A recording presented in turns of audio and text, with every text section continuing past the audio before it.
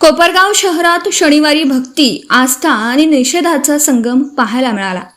अयोध्यातील श्रीराम मंदिरातील दानपेटीतील कथित गैरप्रकाराच्या निषेधार्थ शिवसेना उद्धव बाळासाहेब ठाकरे पक्षाच्या वतीने कोपरगाव शहरात रामरक्षा स्तोत्र पठण आणि श्रीराम महाआरतीच्या कार्यक्रमाचं आयोजन करण्यात आलं. 8 ऑगस्ट रोजी सायंकाळी 6 वाजता शिवसेना प्रमुख बाळासाहेब ठाकरे प्रवेशद्वारापासून शोभायात्रेला सुरुवात झाली. या शोभायात्रेत हनुमानाची वेशभूषा केलेली व्यक्ती सहभागी झाली होती. त्यामुळे शोभायात्रेने नागरिकांचं विशेष लक्ष वेधून घेतलं. शोभायात्रा संकटमोचक हनुमान मंदिर परिसरात पोहोचल्यानंतर मंदिरात सामूहिक रामरक्षा स्तोत्राचं पठण करण्यात आलं. शोभायात्रा संकटमोचक हनुमान मंदिर परिसरात पोहोचल्यानंतर मंदिरात सामूहिक रामरक्षा स्तोत्राचे पठण करण्यात आलं. त्यानंतर श्रीरामाची महाआरती करण्यात आली. यावेळी जय श्रीरामच्या घोषणांनी परिसर दुमदुमून गेला. दरम्यान शिवसेना पदाधिकाऱ्यांनी माध्यमांशी संवाद साधताना अयोध्येतील श्रीराम मंदिरातील दानपेटीतील कथित गैरप्रकाराच्या निषेधार्थ हा कार्यक्रम आयोजित केल्याचं सांगितलं. कार्यक्रमाला शिवसेनेचे जिल्हाप्रमुख सचिन कोते, शिर्डी विधानसभा मतदारसंघाचे सहसंपर्क प्रमुख प्रमोद लबडे, तालुका प्रमुख भरत मोरे यांच्यासह शिवसेनेचे आजी माजी पदाधिकारी, शिवसैनिक आणि विविध हिंदू संघटनांचे पदाधिकारी मोठ्या संख्येने उपस्थित होते. सम्राट न्यूजसाठी संपादक अजय विघे, कोपरगाव. संपूर्ण हिंदुस्थानचं जे स्वप्न होतं ते शिवसेना प्रमुखांच्या साक्षीने पूर्ण झालंय. असं अयोध्येतलं राम मंदिर, परंतु तिथं राम मंदिरामध्ये मंदिर झाल्यानंतर तिथं काळजी चोरी झाली आणि खोटे रक्षक सांगतात. ते रक्षक नसून ते भक्षक आहे आणि ते भारतीय जनता पार्टीचे पदाधिकारी कार्यकर्ते. आज त्याचा निषेध म्हणून शिवसेना कोपरगाव तालुक्याच्या वतीने आज इथं हनुमान मंदिरात रामरक्षा आणि हनुमान चालीसा पठण करून आज आपण इथं निषेध पठण केली आणि आज आरती गर्दी झाली. त्या संदर्भात आज संपूर्ण महाराष्ट्रात पक्षप्रमुख उद्धव साहेब यांच्या आदेशानं जी खोटं सांगतात आम्ही श्रीरामाचे खरे भक्त आहे, परंतु ते खरे नसून खोटे आहे, त्याचा आज आम्ही इथं पूर्ण राज्यात आणि देशात त्याचा पर्दा फाडलेला आहे. आज म्हणून आज आम्ही जे राम भक्त खोटे सांगतात आणि दानपेटी चोरी करतात त्याचा निषेधार्थ म्हणून आज कोपरगाव तालुक्याच्या वतीने आज इथं रामरक्षा म्हणून त्याचा निषेध करण्यात येत आहे. भगवान की जय, बजरंग बली भगवान की जय. प्रभू रामचंद्राच्या पदस्पर्शाने पावन झालेल्या गोदावरी नदीकाठी आपण या ठिकाणी उभा आहोत. संपूर्ण विश्वाने भारताने 500 वर्ष वाट बघून त्या प्रभू रामचंद्रांच्या मूर्तीची जागृत अशी प्रतिष्ठापना अयोध्येमध्ये झाली. अत्यंत आनंद झाला. संपूर्ण भारतामध्ये फार मोठा जल्लोष झाला.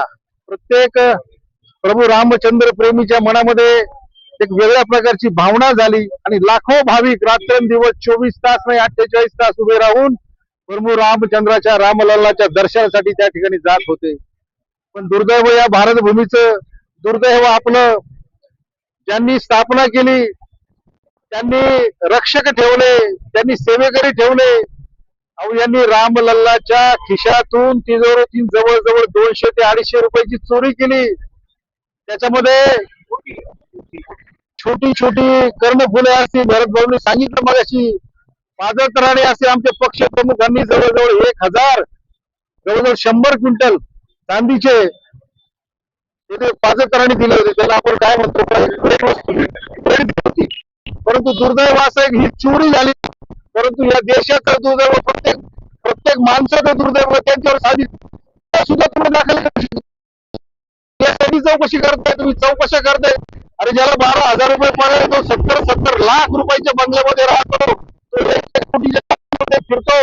अशा प्रकारचं चित्र जर असेल तर तुम्हाला पाठीमागे घालणारे कोण? हे दुर्दैव आहे युपी सरकारचं. महाराष्ट्राचं सुद्धा दुर्दैव आहे. या महाराष्ट्रातून हिंदू हृदय सम्राट सरसेनापती बाळासाहेब ठाकरे साहेब यांच्या आदेशानुसार बाबरी मस्जिदवर त्यावेळेस कारसेवक गेले होते, शिवसैनिक गेले होते. तो दिवस आठवतो आपल्याला. बाळासाहेबांचे स्वप्न होते. पक्षप्रमुखांनी सुद्धा अंतर्मनापासून राम मंदिर व्हावं म्हणून सर्वांनी या आनंदाच्या घडीला सर्वांनी पाठिंबा दिला होता.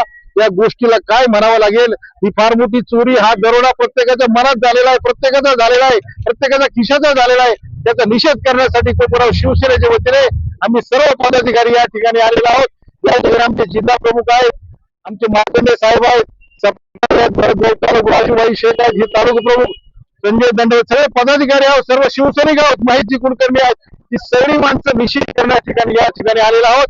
आणि आज आम्ही आव्हान करतो या भारतातील जनतेला, महाराष्ट्रातील जनतेला, या चोरीचा बदला तुम्ही विचाराने गुणगान करून काढा. आणि उद्धव साहेबांनी जे स्वप्न पाहिलेले आहे, त्यांनी जे सांगितलेलं आहे, ही दानपेटीची चोरी नाही, तर ही आपल्या घरातली प्रत्येकाच्या खिशातली चोरी आहे. याचा निषेध म्हणून भविष्यामध्ये आपल्याला प्रत्येक कुटुंबामध्ये, प्रत्येक माणसाच्या मनामध्ये रामज्योत जगवावी लागेल, पेटवावी लागेल. आणि त्याच्यातूनच या महाराष्ट्रामध्ये आणि देशामध्ये क्रांती होईल. एवढीच या ठिकाणी बोलतो. रामकृष्ण हरी, राम, जय हिंद, जय महाराष्ट्र. शिवसेना पक्षप्रमुख उद्धवसाहेब ठाकरे यांच्या आदेशानुसार अयोध्येमध्ये राम मंदिराच्या दानपेटीतला जो दरोडा पडला, त्या दरोड्याच्या निषेधार्थ शिवसैनिकांनी महाराष्ट्रात गावागावात, तालुक्यात, जिल्ह्यात खऱ्या अर्थानं रामरक्षा म्हणून निषेध व्यक्त केला जातोय.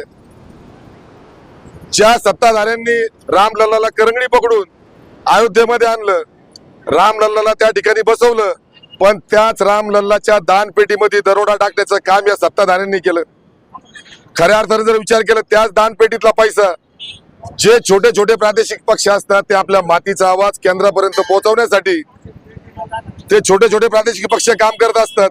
पण त्याच प्रादेशिक पक्षाच्या आमदार खासदारांना फोडण्याचं काम त्या राम मंदिरातील दानपेटीच्या पैशातून या नरेंद्र मोदी यांनी केलंय, या भाजपच्या सरकारने केलंय.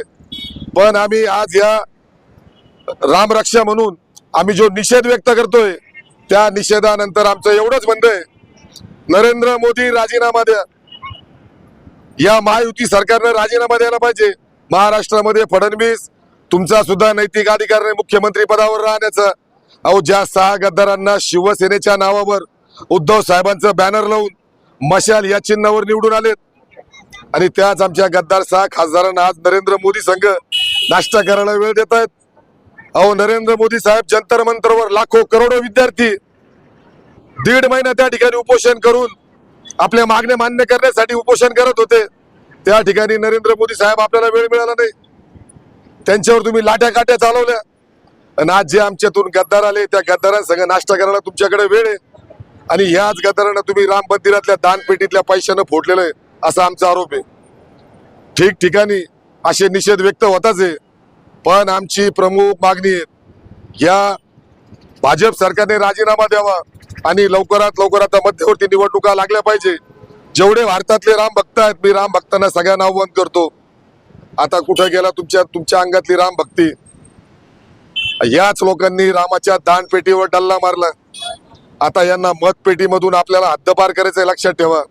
आपल्या मुलांवर यांनी लाट्या काट्या चालवल्यात, आपल्या मुलांना यांनी आतंकवादी ठरवलं. E20 पेट्रोलचा विषय, पेट्रोलमध्ये इथेनॉल मिक्स करून आपलं आर्थिक नुकसान, आपल्या गाड्यांचं नुकसान, गाडीमुळे आपलं रोजचं दैनंदिन जीवन हे विस्कळीत केलं. अशा प्रकारचं हे नालायक सरकार आता या महाराष्ट्रातून, देशातून हद्दपार करावं लागेल. त्यासाठी आम्ही प्रत्येक प्रभू श्रीरामचंद्रांच्या मंदिरात, प्रत्येक ठिकाणी हनुमानाच्या मंदिरात, या ठिकाणी आम्ही त्या राम मंदिरातल्या दानपेटीतल्या झालेल्या चोरीच्या विरोधात, पेटीवर पडलेल्या दरोड्याच्या विरोधात आम्ही त्या ठिकाणी आंदोलन म्हणून निषेध व्यक्त करतोय, रामरक्षा म्हणतोय. एवढंच मी या ठिकाणी व्यक्त होतो. जय हिंद, जय महाराष्ट्र, जय संविधान.